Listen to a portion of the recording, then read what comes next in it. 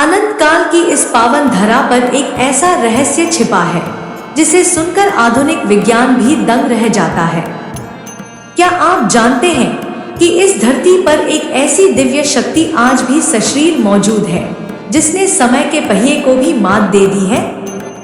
जब त्रेतायुग का सूर्य अस्त होने को था और मर्यादा पुरुषोत्तम भगवान श्री राम अपनी मानवीय लीला पूर्ण कर बैकुंठ धाम की ओर प्रस्थान करने लगे, तब उनके अनन्य भक्त पवन पुत्र हनुमान भी उनके साथ जाने की व्याकुलता में लीन थे।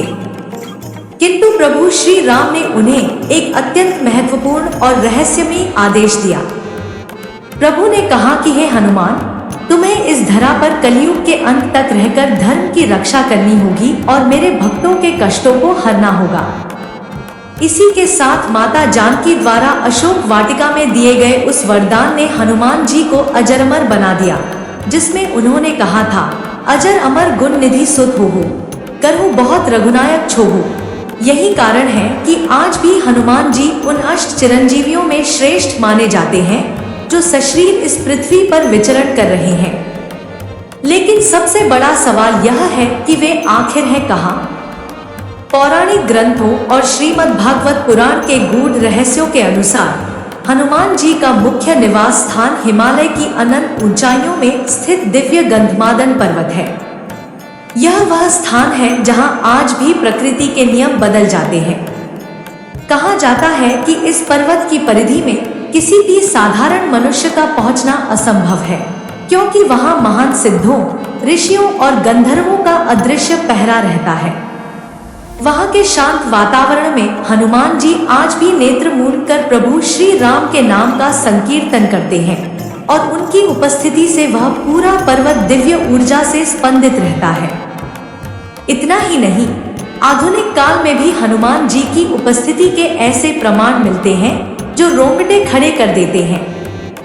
श्रीलंका के घने जंगलों में रहने वाले मातन कबीले की मान्यता है कि हनुमान जी हर 41 साल बाद उनसे भेंट करने आते हैं और उन्हें वह ब्रह्म ज्ञान प्रदान करते हैं जो समय की सीमाओं से परे है।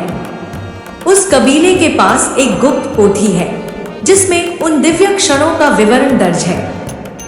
धरती के विभिन्न कोनों जैसे भारत, श्रीलंका और थाईलैंड के दुर्गम स्थानों पर मिले अतिविशाल पदचिह्न भी इसी सत्य की ओर इशारा करते हैं कि पवन पुत्र आज भी अपनी विराट शक्ति के साथ इस धरा पर विद्यमान है।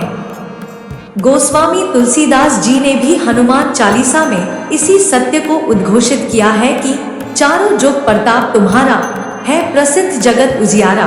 कलयुग में हनुमान जी सबसे जागृत देवता है। कहा जाता है कि जहाँ कहीं भी पूरी श्रद्धा से राम कथा का गायन होता है या सुंदरकांड की चौपाइयाँ गूंजती हैं, वहाँ हनुमान जी स्वयं उपस्थित होते हैं। कभी वे एक अशक्त वृद्ध के वेश में आते हैं तो कभी एक वानर के रूप में आकर अपनी उपस्थिति का बोध कराते हैं। उनकी दिव्यता का अनुभव केवल वही भक्त कर पाते हैं जिनका हृदय शुद्ध है और जिनकी भक्ति निस्वार्थ है। वे आज भी हमारे बीच हैं, संकटों के काल बनकर और राम नाम की ज्योत जलाकर हर भक्त के विश्वास को जीवित रखने वाले एकमात्र जीवंत महाशक्ति के रूप में।